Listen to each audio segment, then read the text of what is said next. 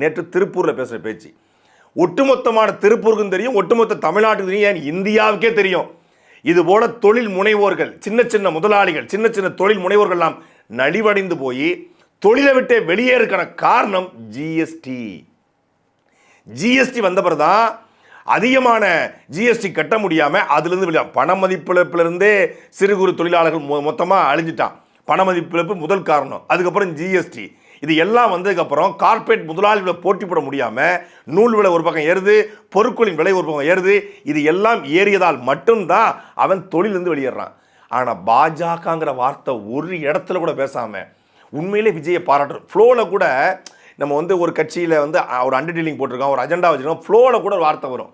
ஆனால் ஃப்ளோவில் கூட பிஜேபிங்கிற வார்த்தையோ, ஃப்ளோவில் கூட ஜிஎஸ்டிங்கிற வார்த்தையோ, ஃப்ளோவில் கூட இந்த மாதிரி விலைவாசி உயர்வு ஏறதுக்கு காரணம் மத்திய அரசு தான், ஒன்றிய அரசு தாங்கிற வார்த்தையோ இல்லாமல் அதை அப்படியே ஃபில்டர் பண்ணுறாப்புல. ஏன்னா இவன் டேரக்டர் ஆர்டிஸ்ட்டு. டேரக்டர் என்ன சொல்கிறாங்களோ அதை அப்படியே நடிப்பாப்புல.